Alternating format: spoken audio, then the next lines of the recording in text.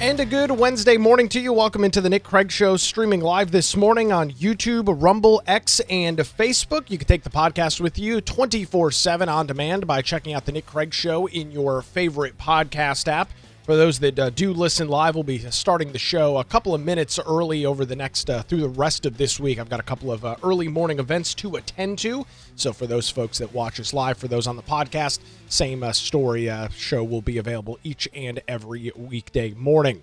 Well, the national attention continues to build across the state of North Carolina as we continue our coverage this morning of the horrific, brutal murder of a 23-year-old Ukrainian refugee on a Charlotte light rail train back on August the 22nd. We've got some pretty big details this morning in terms of the feds stepping in on this situation. We'll get to that coming up here in just a couple of minutes. But before, we are finally now getting commentary from former Governor Roy Cooper. Roy Cooper was the Attorney General in North Carolina for 12 years before becoming the governor. Before that, he served in the North Carolina Senate. He has been a political figure in this state in some of the highest levels for the last 20 years. 20 years. He, of course, turned out and could not run for re-election in November of last year, as North Carolina is a term-limited state. You can serve 2 consecutive terms as governor. So Roy Cooper decided that he was going to run for United States Senate. He is the leading Democrat frontrunner in the Senate race. Back on Friday of last week, Friday evening, Friday afternoon, there was a video released by WBTV, Channel 3 in Charlotte, showing surveillance footage of the murder of Iryna Zarutska on that Charlotte light rail back on August the 22nd.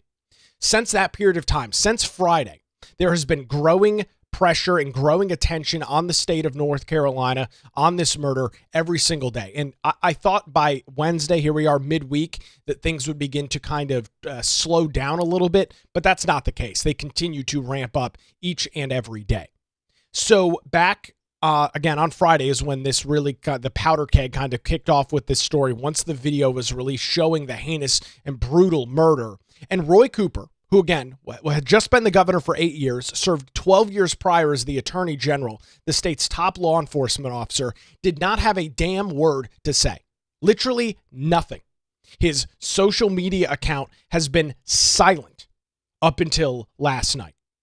The previous post from Roy Cooper that have had nothing to do with this situation. He has been absolutely radio silent on the story up until last night, when he put this statement out on X, reading directly now from the former governor.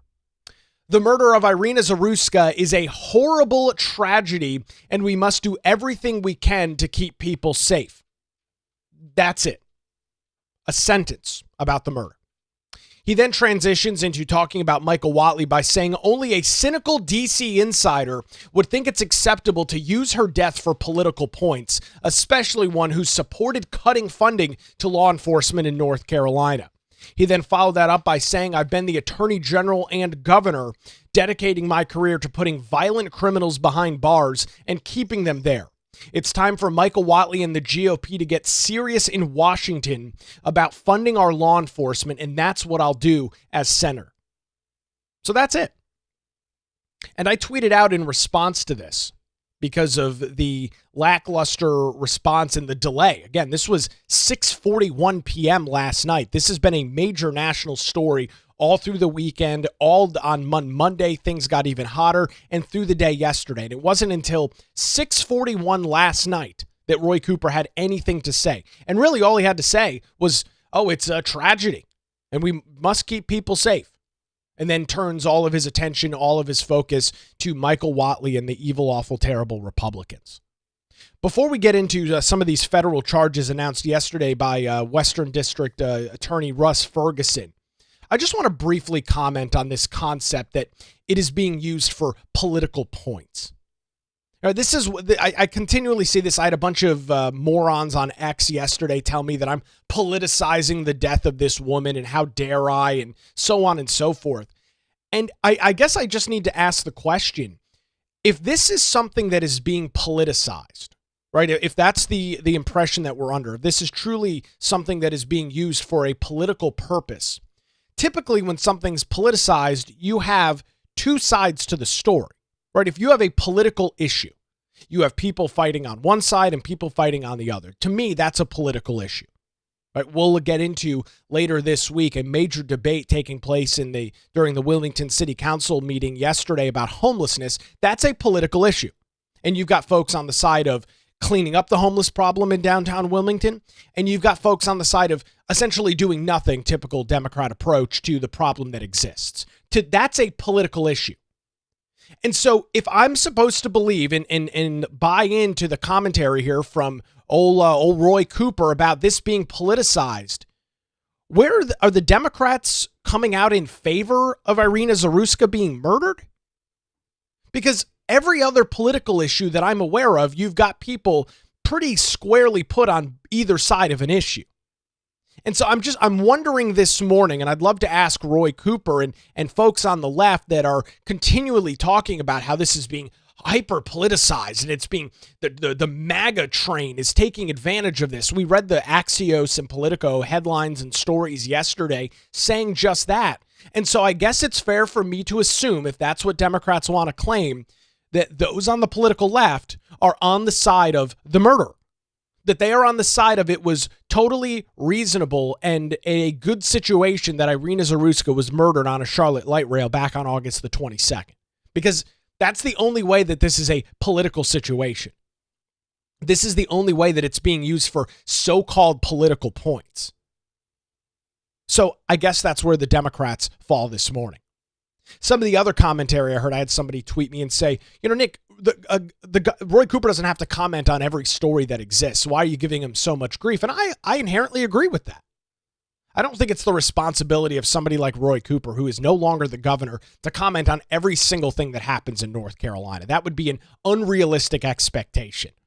However, folks, this is an extraordinary story that we are watching. The state of North Carolina has not had this much media attention on an issue for at least the last decade, maybe longer. And so I think it's a fair assumption that the guy that served just recently, just up until early this year, served 8 years as governor, 12 years as the attorney general, and is now running to be North Carolina's next senator, one of two representing our state in Washington, D.C. I think it's a fair thing to request and ask a question as to why the response took so long. This is not some random thing happening across North Carolina that the former governor, is being asked to comment on. This is a story that has garnered so much international and national attention that it is being talked about almost every single hour on every cable news network across the country. It's definitely on Fox, and CNN has been talking about it pretty regularly as well. I'm not sure. Yeah, as MSNBC, they're kind of in their own kind of universe and world over there. It's being talked about consistently. You've got the president of the United States talking about it. You've got members of Congress introducing bills dealing with it. You've got a polarizing issue that is shining a light nationally and internationally on the city of Charlotte, our largest city in the state, and is drawing severe criticism against elected officials. This is not just some random story that old Roy Cooper didn't comment on. This is a major, major political story. This is a major news story. And the former governor, has been silent up until 6:41 p.m. last night. So yes, I believe that the guy that wants to be the next U.S. senator and was the top law enforcement officer for 12 years, and then the governor, has a ability and should be able to comment on a horrific situation like this. Call me crazy. Claim that I'm politicizing the situation if you must. I don't think that's too much to ask from Roy Cooper, who has spent his entire adult life being in politics at literally the highest levels of state government. So after days of waiting and waiting and waiting to see what old Roy would have to say, his response to me is pathetic, tone deaf, and exactly on board with the other comments that you've seen from people like Josh Stein and other Democrats that have nothing to say. Because they know that at the end of the day, it's their policies, it's their platform, it's their ideas that have allowed a situation like the one in Charlotte to unfold. Plain and simple. As I mentioned earlier in the week, this is a story where there's nobody else to point a finger at. There's no gun to blame. There's no NRA to blame. There's no terrible, evil, awful Republicans and their need and their want to be able to exercise their Second Amendment rights. There's nothing else to blame at this except for soft on crime magistrate judges, soft on crime city council and county commissioners, and woke prosecutors and judges in Mecklenburg County. There's nobody else. Lack of enforcement through cats on the light rail system. There's nobody else to pin the blame on except for themselves. So they're being silent about it, which is the original stance that Roy Cooper took. And then when they're not silent about it, they release no more than 20 words on the story and then claim that Michael Whatley and the MAGA Republicans are not doing enough. They need to do more. That's it. That's all they've got. What are they going to do? Claim that their policies suck and don't work? I don't think so. So after days of waiting, Roy Cooper getting absolutely ratioed on Twitter. 3.5 million views, almost 6,000 replies, less than 1,000 retweets, and less than 1,800 likes. That is the quintessential definition for folks that are on social media and spend a lot of time there. This is the definition of somebody getting ratioed on social media. And I think this is a pathetic response from former governor, now turned Senate candidate Roy Cooper. He's got smart people behind him. Roy Cooper's got a political machine that is going to try and get him elected next year. And this is, even for them, pretty pathetic and pretty low. So that's what we've got from Roy. I'm sure we won't see anything else from him as it's taken him that long to respond, and this was the best that he could come up with. So keeping our attention on that story, the feds are now stepping in. We heard yesterday from U.S. Attorney Russ Ferguson, who serves as the U.S. Attorney for the Western District of North Carolina that does encompass the city of Charlotte and Mecklenburg County.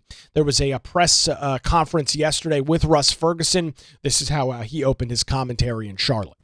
As a native of Charlotte, I'm so sad to say that our city has gotten to this place. I was born here. I grew up here. I remember when the light rail was built. I remember the development it spurred. I remember the excitement. And to think now that you can't even feel comfortable riding that train hits me deep.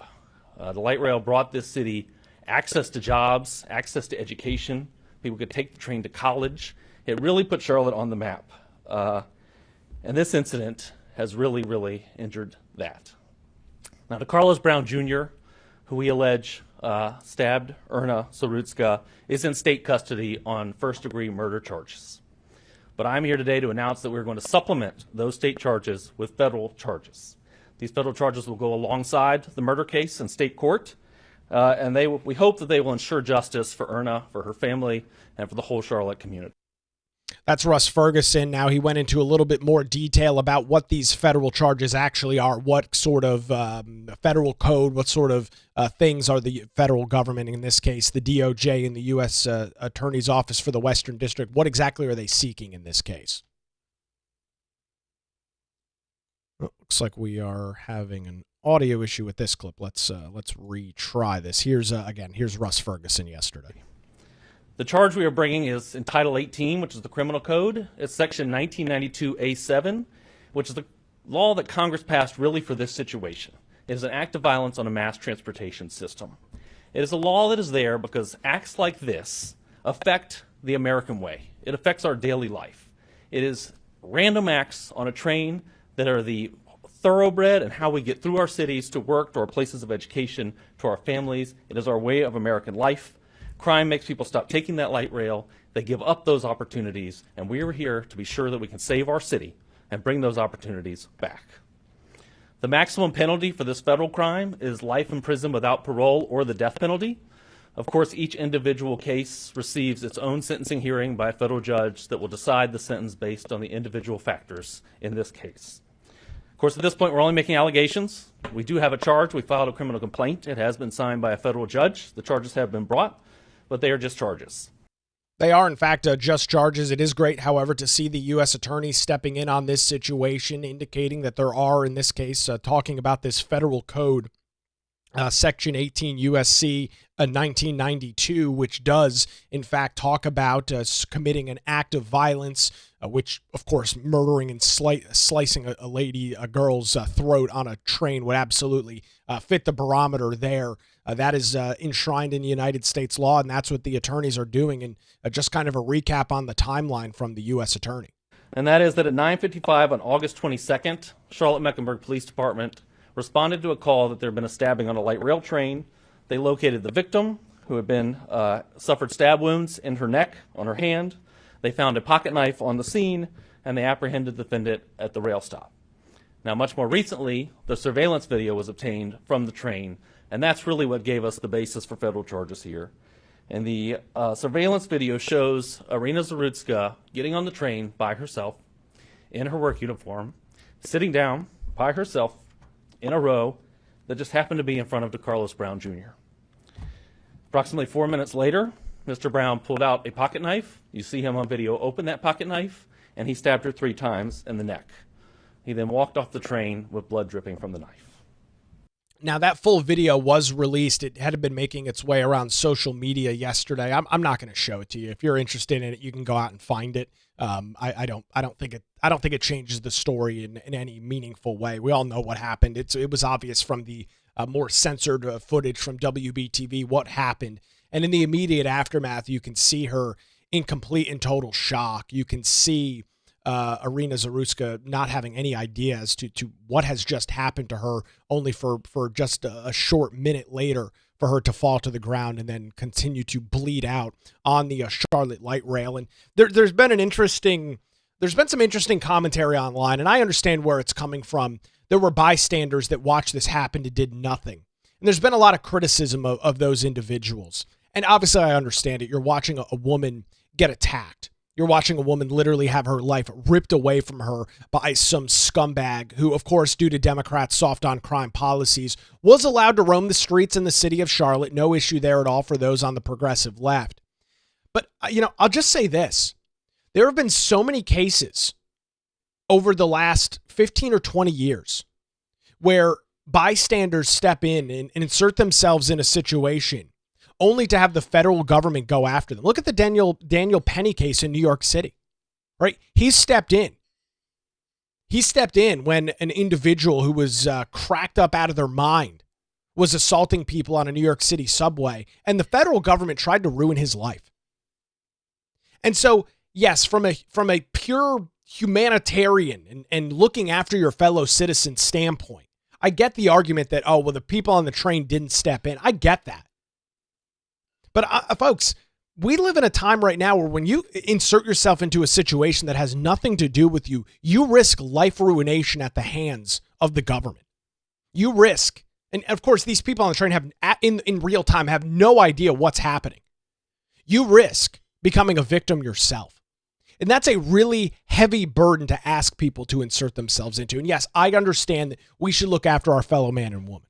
We should step in when we have the opportunity to help people. I'm not saying that we just need to, we see bad things happening and we need to turn and walk in the other direction. But don't for a second think that that's not on people's minds.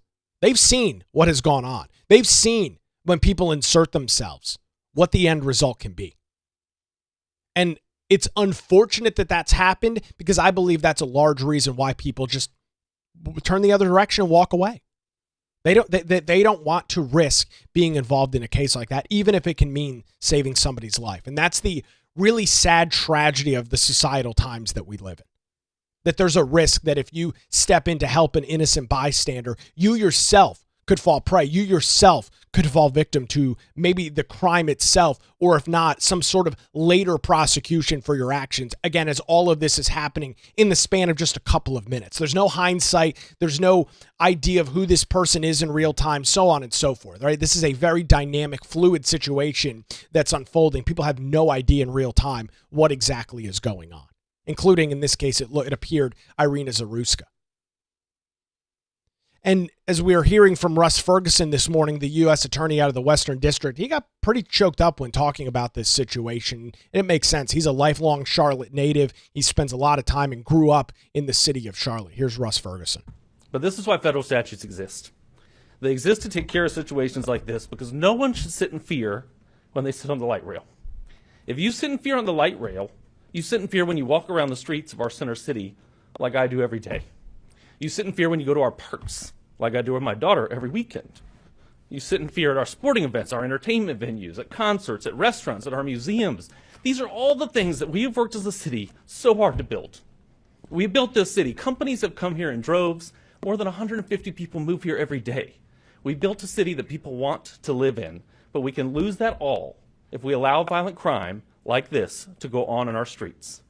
And I'm here to tell you, the federal government is going to save our city from that. And that's exactly what I think the American public is asking for, contrary to commentary from Roy Cooper and other folks on the political left that want to claim that this is being politicized by the right. It's not being politicized at all. People want to feel safe in their cities. People want to feel safe in their communities. They want to be able to jump on the light rail, which is a service that is offered to residents in the city of Charlotte. They want to be able to walk in their downtown areas without the risk of being mugged, assaulted, stabbed, shot. Regardless of their racial background, their political background, their gender, their age, none of that matters. Every single person wants the place that they live, the place that they work, the place that they play to be safe. They want to feel comfortable. They don't want to have to constantly be looking over their shoulder, wondering if the guy standing on the corner is going to jump up behind them when they walk by. Nobody wants that. And I'm glad that the Department of Justice, under the leadership of Pam Bondi, I'm glad that under the direction of Russ Ferguson out of the Western District of North Carolina, that they're saying enough is enough. We're going to hold these individuals accountable. We're going to go after, as you heard from Russ Ferguson, the maximum penalty for this is life in prison without parole or the death penalty, which it would not surprise me in the slightest. And of course, this comes way down the line. It'll likely be years from now. But when the sentencing, when this all takes place in a conviction sentencing, that the United States government doesn't go after the death penalty. That would be very interesting to see. So that's the big news. That's the big update in this case. The Western District of North Carolina, Russ Ferguson and Attorney General Pam Bondi announcing that they are seeking federal charges in this case. However, that was not all of the news yesterday. President Donald Trump commenting on this, as well as Press Secretary Caroline Leavitt, absolutely torching Roy Cooper, Josh Stein, and Democrats in North Carolina. Plus, there was an election last night, primary elections in the city of Charlotte. I'll have some of those results as it relates to this case coming up as the Nick Craig Show rolls on this Wednesday morning. Before that, I do want to thank our great advertisers that make this show possible each and every weekday morning. And I want to tell you about the Law Group. When legal challenges arise, make sure you put your trust in Melissa Gott and the great folks over at the Law Group. Since 2003, their experienced attorneys have provided high-quality, affordable legal services across the eastern half of our state. Whether you're facing a divorce, maybe you're looking at a real estate transaction, or maybe you're in a case where you need a strong defense, the Law Group has your back. Their dedicated team ensures your questions are answered and issues are resolved as quickly as possible. Great news, folks. They're located in downtown Wilmington and just a phone call away at 910-251-6088, or you can visit them online at lawgroupnc.com. Give them a call this morning, 910-251-6088, or their website, lawgroupnc.com. The Law Group, experience and dedication you can rely on. I had the pleasure of working with Melissa Gott and the folks over at the Law Group now 5+ years ago when I went through the process of purchasing my home. Phenomenal experience. Reach out to them this morning, lawgroupnc.com or 910-251-6088. We'll continue our coverage on the Charlotte murder back in late August coming up after this as the Nick Craig Show rolls on live this Wednesday morning, streaming on YouTube, Rumble, X, Facebook, and of course available 24/7 wherever you get your podcasts.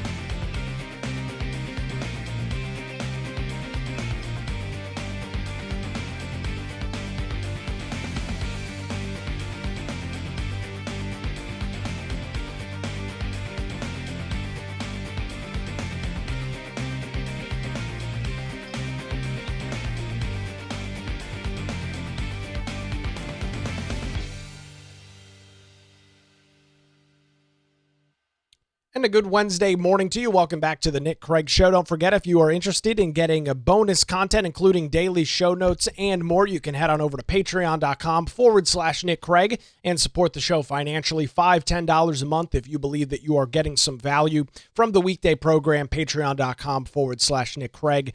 Thanks to our great Patreon members on there. One of the other perks and benefits coming up here later this month, we do a monthly Zoom call where we chat for a couple of hours about the politics and news of the day. All of that available, patreon.com/Nick Craig or nickcraig.com, and click on the support tab. We are continuing our discussion this morning on the federal charges being introduced in the case against an individual by the name of Decarlos Brown Jr. He is being alleged and is seen in surveillance video pulling out some sort of Swiss Army pocket knife and stabbing 23-year-old Iryna Zarutska in the neck 3 times on a Charlotte light rail back in late August, back just about 3 weeks or so ago, generating an incredible amount of national attention. And folks, you know, I'm seeing some comments in our chat this morning about voting, elections, the importance of local elections. There was a primary in the city of Charlotte last night for their elections coming up later this year. And lo and behold, look at the results. Vi Lyles, the current mayor of Charlotte, this happening all under her watch, received 70% of the vote in the Democrat primary, and she will be the Democrat candidate for mayor coming up later this year. The turnout, less than 8% in the city of Charlotte for their municipal elections. Now, again, these are primaries in an off-year cycle. I get that. But we've got elections coming up later this year in the city of Wilmington. We'll be getting into those details as the months roll on and we get closer to the November election. It's a sad state of affairs. And the pressure is so severe for Vi Lyles that she hosted no victory party last night, no watch party with no media at all. That's how severe the media attention is. And of course, a lot of it is coming from the top down. President Donald Trump releasing a lengthy video yesterday, or about a 2-minute or so video on the official White House Twitter account talking about this situation and wanting to clean up crime across major Democrat cities in the United States. For far too long, Americans have been forced to put up with Democrat-run cities that set loose savage, bloodthirsty criminals to prey on innocent people. Really very, very innocent people. In every place, they control radical left judges, politicians, and activists, and they've adopted a policy of catch and release for thugs and killers. In Charlotte, North Carolina, we saw the results of these policies when a 23-year-old woman who came here from Ukraine met her bloody end on a public train. And here's a picture of it. This is the picture of it. And this is a picture of the woman. A beautiful young girl that never had problems in life, with a magnificent future in this country. And now she's dead. She was slaughtered by a deranged monster who was roaming free after 14 prior arrests. We cannot allow a depraved criminal element of violent repeat offenders to continue spreading destruction and death throughout our country. We have to respond with force and strength. We have to be vicious just like they are. It's the only thing they understand. 24 of the top 25 most dangerous cities in America are run by Democrat mayors. 50 people were murdered in Chicago in recent weeks, with hundreds being shot. And it's time to stop this madness. The people of our country need to insist on protection, safety, law, and order. We have proven that it can be done, because we did it right here in D.C., in District of Columbia. The capital of America was a bloodthirsty, horrible, dangerous place, one of the worst. And now it's a crime-free city, and we're going to keep it that way. It can be done. It can happen fast. All we want is, please, Mr. President, we need help. Chicago needs help. Other cities need help. We'll do what has to be done, because we're going to make America safe again, and that includes our big cities. We're going to make those cities safe. Thank you. Some interesting commentary there from U.S. President Donald Trump saying that we need to be vicious, they're vicious, and it's the only thing they understand. I thought that was an interesting kind of way to describe this situation that unfolded. And The United States is, as you saw as we talked about earlier, the charges from Attorney General Pam Bondi, Russ Ferguson. The United States is not going to allow, or at least attempt to not allow this situation to get out of control. They are going to make it incredibly clear that if you are a violent criminal in a city like Charlotte or anywhere else across the United States, and you are going to be a perpetrator of crime, that hell is going to rain down on you. And the full weight and full resources of the United States judicial system will be used against you. They're going to be vicious about it. I like the phrasing and the framing there from President Donald Trump, saying it's the only thing they understand. It's a very good point. Getting some other commentary in on our live chats this morning, YouTube, Rumble, X, and Facebook. Comment coming in from Jay Hills. It says, I feel like if it weren't for social media, this story would have been buried and not covered by the mainstream media. How long have we been lied to?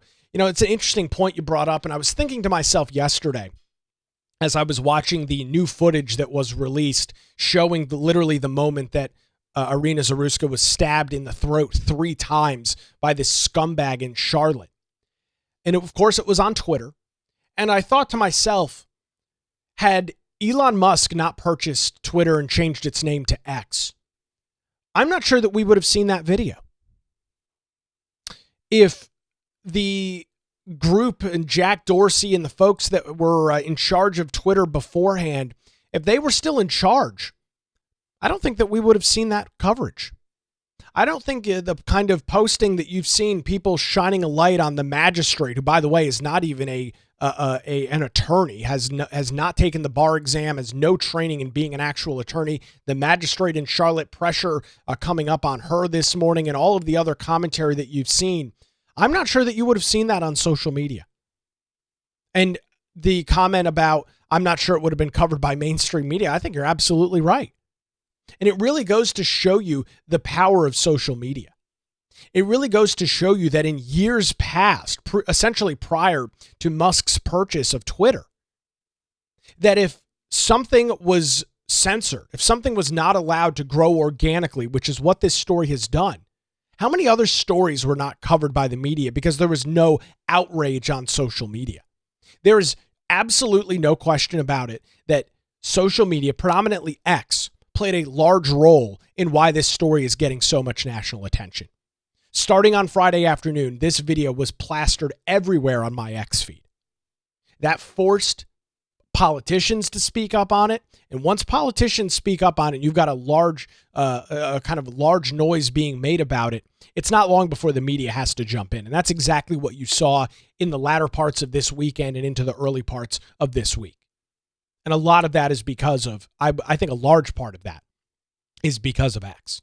That the video, as graphic and as violent as it is, that video was allowed to be shared, and everyday American citizens were able to see the carnage, see the horrific situation, picturing their daughter, their son, their niece, their nephew, their relatives, their wife, sitting on that Charlotte light rail and having their lives literally taken from them in the matter of minutes for doing nothing wrong.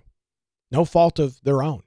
Sitting there on their phone, leaving their shift, their job, minding their own business, just trying to get home safely. Only to have some deranged lunatic that should have been in prison, should have been incarcerated, or if not, thrown in a mental institution, take a 23-year-old Ukrainian refugee's life. And it's, I think, a large part of it is social media. Great comment, Jay Hill. Greatly appreciated. A really solid analysis and rundown of that situation. And it's forced CNN and MSNBC and all the other news networks. It was the lead story on NBC News last night. They have no choice but to jump into this story now because the public outrage and the public outcry is just so extensive. So as we continue our coverage of this, the White House press briefing took place yesterday afternoon. Caroline Leavitt briefing the media, and she opened up exactly what you would expect, the story in Charlotte. Let's take a listen. Today, I would like to address the tragedy that has not received nearly enough media attention, the brutal murder of Iryna Zarutska. Here are the facts that many outlets have shamefully and intentionally failed to report until President Trump drew attention to it. On August 22nd, Iryna Zarutska was stabbed to death on the rail system in Charlotte, North Carolina, by a savage career criminal.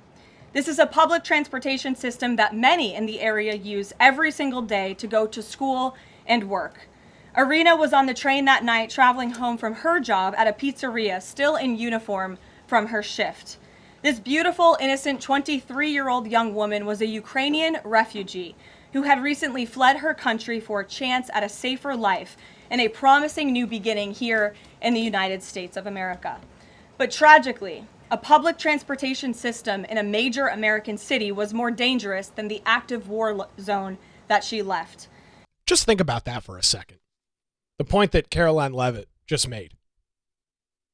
She left. She was previously living in a bunker in Ukraine, came to the United States to try and escape her war-torn country, came to the United States, was working multiple jobs to try and assimilate into the United States, to provide for herself, to pay her rent, to buy whatever luxuries and things that she wanted. And Charlotte, North Carolina, ended up being more dangerous than her home country, the war-torn nation of Ukraine.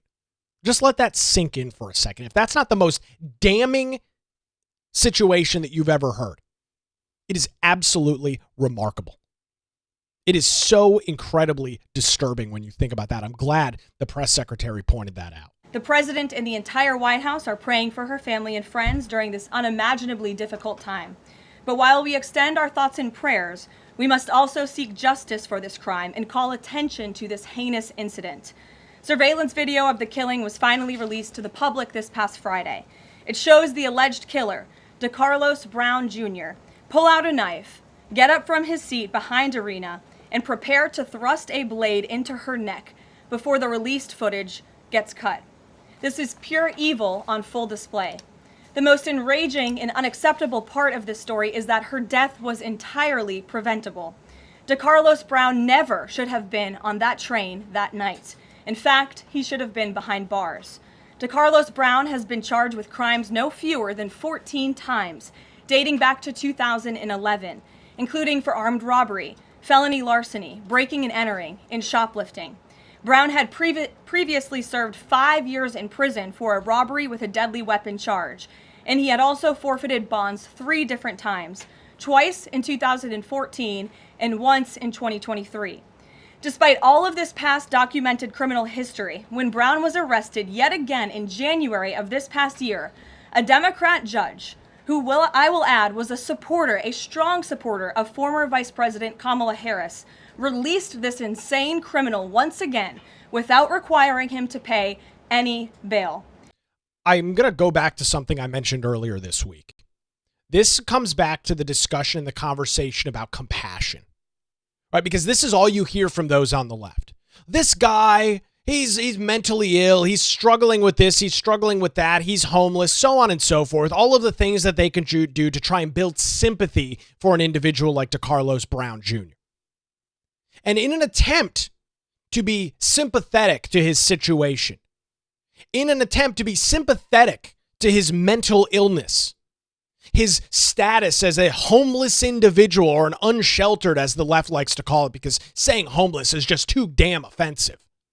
In an attempt to be compassionate, they released him on no cash bail, a written promise that he would return, only for months later him to then ride a Charlotte light rail without a ticket and murder and kill a 23-year-old Ukrainian refugee. And so why is the reaction that you're seeing like this coming out from the left? It's because there's no defense. As I mentioned earlier, this idea that the whole thing is being politicized by those on the MAGA right. Where's the left's defense of this? Are you guys okay with this taking place? Are you on the opposite side of the issue than I am? Are you okay with Iryna Zarutska's murder? Are you okay with Decarlos Brown Jr. consistently being arrested and consistently being released by left-wing prosecutors, by a magistrate who is not even a freaking judge? Are you guys okay with this? It appears so. If you're calling it a political issue, then you must be on the opposite side than I am. Good to know. And so when you hear people like President Trump, when you hear people like We'll hear from Destin Hall and some other folks coming up later on as well. When you hear from them and they say this is completely preventable and was completely avoidable, they are 100% spot on accurate. More from the press briefing room yesterday. He simply had to sign a written promise to return for his court hearing. Think about how crazy it is to ask a career criminal, someone who by definition repeatedly breaks the law, to just sign a written promise and come back again another day. This is madness. This monster should have been locked up, and Iryna should still be alive. But Democrat politicians, liberal judges, and weak prosecutors would rather virtue signal than lock up criminals and protect their communities. And perhaps most shamefully of all, the majority of the media, many outlets in this room, decided that her murder was not worth reporting on originally because it does not fit a preferred narrative. Many of the journalists in this room spilled plenty of ink trying to smear Daniel Penny for defending a subway car from a deranged lunatic in New York City, but none of those same reporters lift a finger to write stories about an actual murderer. Here's the truth that every American must know. Too many innocent people across the country continue to pay the price of the failed experiment known as cashless bail that has been championed by the Democrat Party for years. All the way back in 2020, North Carolina's then Democrat Governor Roy Cooper established a so-called task force for racial equity in criminal justice. Sounds nice, but it's not. That task force was co-authored by then Attorney General and current Democrat Governor Josh Stein. It recommended, quote, reimagining public safety to, quote, promote diversion and other alternatives to arrest. It also advised to de-emphasize some felony crimes, prioritize, quote, restorative justice, and eliminate cash bail. Bingo. 100% right. We played the clip yesterday. 2020, in the wake of George Floyd's situation in Minneapolis, all Democrats across the country, Josh Stein, Roy Cooper here in North Carolina, releasing these heartfelt posts on social media about George Floyd, the wonderful guy that he was, and how his life was taken at the hands of Derek Chauvin. Lengthy posts. Roy Cooper wrote a freaking book about it practically on social media.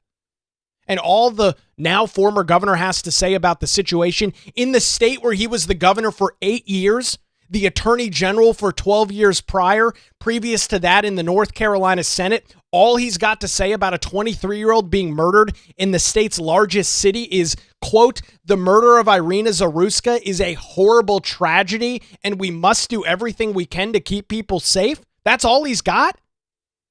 That's the best that he can come up with? Before then, of course, turning his attention to Michael Whatley and the terrible things and the terrible person that Michael Whatley is. That's all he's got. It's a completely ridiculous situation. You don't believe what I'm saying? Here we go. Here's Roy Cooper's post about George Floyd's death in 2020. I am here today to talk about the calls being sounded right now across the country, the state and the country to stamp out the persistent and ugly flames of racism. The unjust killing of George Floyd less than a week ago, combined with many other recent and distant events, broke open painful wounds. These scars mark generations of trauma that Black people and other communities of color continue to suffer. Trauma that has too often gone unrecognized in our country. It goes on and on and on and on and on. That's what Roy Cooper had to say about George Floyd in Minneapolis. Yet, all he's got to say about a 23-year-old Ukrainian refugee being murdered in his home state is, it's a tragedy. Got to keep people safe. What a scumbag. And this is why people have no trust in the left. And as Caroline Levitt mentioned, used the word, and it's really accurate to describe here, it's just virtue signaling. That's all. So in the wake of George Floyd, we created this racial justice task force under Josh Stein here in North Carolina. We're going to look at cashless bail, restorative justice, all of these great political talking points on the left. And this is the end result, a 23-year-old girl murdered on a Charlotte light rail because in part of restorative justice. So hopefully Roy Cooper and Josh Stein are patting themselves on the back this morning for the great work that they've done. Democrats in North Carolina and nationwide are consumed with pushing a woke, soft-on-crime agenda, no matter how many innocent Americans suffer as a result. Instead of aggressively prosecuting and locking up violent criminals, the Democrat-backed cashless bail approach lets these criminals roam free in our country to offend again and again. These reckless policies have turned too many of American cities into hunting grounds for career criminals who mock our justice system, drain law enforcement resources, and wreak havoc on law-abiding citizens. Enough is enough, and that is why President Trump is doing everything in his power by taking action to undo these absurd policies. The president recently signed a powerful executive order directing the AG to submit a list of states and local jurisdictions with cashless bail policies so that the Trump administration may identify federal funds that are being provided to these states and can potentially be suspended or terminated. President Trump firmly believes that to maintain order in public safety, we must incarcerate individuals whose pending criminal charges or criminal history demonstrate a clear, ongoing risk to civil society. Wow, what a radical idea.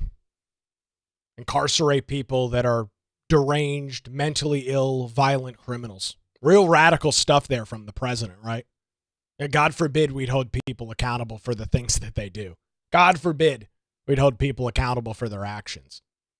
But now, we'll talk about restorative justice, cashless bail, systematic racism, and all of the other great things that Democrats talk about. As the reaction continues to flow in, House Speaker Destin Hall, he's the top man in the North Carolina House, was on with Will Cain yesterday on the Fox News channel. This is this is the back and forth between Will Cain and Destin Hall. Take a listen to this. Well, Will, thank you for highlighting this tragedy in North Carolina. And I think the only answer to your question is it's due to these left-wing defund the police policies that we see in places like Charlotte. You know, we have a Republican state legislature in North Carolina, yet if you look at the Charlotte City Council and the Mecklenburg County Commission, it's made up overwhelmingly of Democrats. And they all have soft on crime policies. So we're looking right now at each one of these cases where this person was released time after time again, 14 arrests. He never should have been on the train that night when he ran into an innocent victim who he simply slaughtered on this train. It's almost beyond belief that it can happen in this state. And to think that this young lady was safer in a war zone, literally a war zone in Ukraine, than she was in Charlotte, North Carolina. That is absolutely incredible. What can you do at the state level to override these policies at the local level in these cities? Well, we're looking at a number of different options right now. We're looking through the city of Charlotte's budget, looking to see where the funding is going. We've heard reports that some of the left-wing social justice warrior groups have been giving money to the county to do things like keep people out of the jails, the exact opposite of what we need to be doing in these sorts of situations. We're also taking a look at the magistrate who released this person when he was most recently charged prior to this murder, and looking to see how is it possible that a person who was obviously mentally ill, a violent criminal who had been to prison before, yet was being charged again, was allowed to walk out of the jail with simply a written promise to appear. He just promised that he would show up to court, and the result ends up being deadly. And so we're going to take a look at that pretrial procedure, in particular in Charlotte, to make sure that this is not happening, because the fear is, for this young lady, unfortunately, and her family, it's too late. How many more people, just like this monster who they let out, how many more people are roaming the streets of Charlotte today because of these magistrates and judges and a local prosecutorial system that lets people like this person walk out of the jail? We're looking at that very closely and very urgently because you can see, as this case shows, it puts it in stark contrast just how deadly it can be. All right, Destin Hall, Mr. Speaker, thank you so much for your time. That's, again, House Speaker Destin Hall on with Will Cain yesterday on the Fox News channel. And it's funny because I posted this clip and I got some responses from the political left, a bunch of moron liberals on Twitter. And they were saying to me, well, the Republicans are in charge of the General Assembly. So if they want things to change, well, they should have done it over the last 15 years. And to that I say, you know what? Fine. Normally, in a state like North Carolina, where you've got Republicans in control in the General Assembly that believe in limited government, they leave municipalities like Charlotte, like Asheville, like Raleigh, like Wilmington, and other places to govern themselves. But since you guys are incapable of doing that, and you now want to blame the Republicans in the General Assembly for the crimes and the evil and terrible decisions by those elected officials in Charlotte, the city of Charlotte and in Mecklenburg County, I say fine, touche. So it is time for the North Carolina General Assembly, when they're back later this month, to start rolling up into cities across the state that have disastrous policies like this and stripping them of all their state funding. You guys want to talk about government overreach? You want to say that the General Assembly needs to do more? I can promise you, you won't like the end result of that. I can promise you, you're not going to like when the state says you are not getting another freaking red cent from the state of North Carolina until you clean up your act. You want to put the blame on the General Assembly? Fine. Watch the end result. I can promise you, you are not going to like what ends up happening. You are not going to like what the end result is. So that's fine. You want to blame the Republican GA? That is totally fine. That's your prerogative to do so. I hope Destin Hall and Phil Berger start rounding up people across the state, going into cities like Charlotte, throwing the book at them, and taking every single dollar that they get from the state. And then you guys can bitch and moan and complain and scream about government overreach and the authoritarian nature of Republicans. Then you guys can scream about that too. I'm over it. I don't really care. These policies are exclusively at the hands of Democrats. This death is exclusively at the hands of the magistrate judge, Mayor Vi Lyles, and the rest of the Democrat Charlotte City Council and the Mecklenburg County Board of Commissioners, Katz, and everybody else involved. And what is the one constant in all of this? They're all Democrats. They all believe in virtue signaling and gaslighting those on the radical side of the political left, the way left side of the political aisle. They want a virtue signal to these folks to keep them in their good graces, and they've done so. And the end result is 23-year-old Ukrainian refugee Iryna Zarutska is dead. So congratulations. Give yourself a nice big pat on the back. You've watched your policies manifest and play out to the absolute final plan on all of it. And this is the end result. Trump is cracking down on crime. He's doing a great job in Washington, D.C. And I think it is incumbent on the Republican General Assembly to start doing the same thing in North Carolina. Cities, towns, municipalities acting and creating a situation where law-abiding citizens are no longer safe. Okay, no more money for you. Trump's cutting federal funding. It's time for the Republicans in the General Assembly to do the same thing. Let Josh Stein, let all these Democrats, let Jeff Jackson and everybody else complain about it and scream about it and sue the General Assembly. I don't really care. We're going to take back control of our cities, whether you guys like it or not. Plain and simple. You obviously are incapable of governing. You're obviously incapable of doing the most basic thing that government is responsible for. Providing a simple level of security, a simple level of safety for your populace. You are completely and totally incapable of doing that. And I hope Destin Hall and Phil Berger start rolling up to these cities and taking down the law. I'm over it. I'm done. So that's the latest that we are tracking this morning. Some legislation being introduced in the United States Congress dealing with cashless bail. Tim Moore, one of the co-sponsors of that, will continue to watch as that unfolds over the next couple of days. Not sure what today is going to hold in terms of continued reaction. Trump has spoken on it. We heard from Caroline Leavitt. Roy Cooper puts out his stupid statement on X. Similar situation with Josh Stein. So we'll continue to track it throughout the week and provide the latest right here on the Nick Craig Show and on our social media channels. Don't forget to give me a follow over on X and Facebook. You can the X handle at Nicholas M. Craig to keep up to date with breaking news around the clock. I do want to thank our great advertisers that make this show possible. The Law Group here in Wilmington. Reach out to Melissa Gott and her crew over at the Law Group, lawgroupnc.com, or give them a call at 910-251-6088. Well, that's going to do it for a Wednesday edition of the Nick Craig Show. Don't forget, you can join us live weekday mornings, a little early the next few days on YouTube, Rumble, X, and Facebook, and 24/7 wherever you get your podcasts. We're back here tomorrow morning, right here on the Nick Craig Show.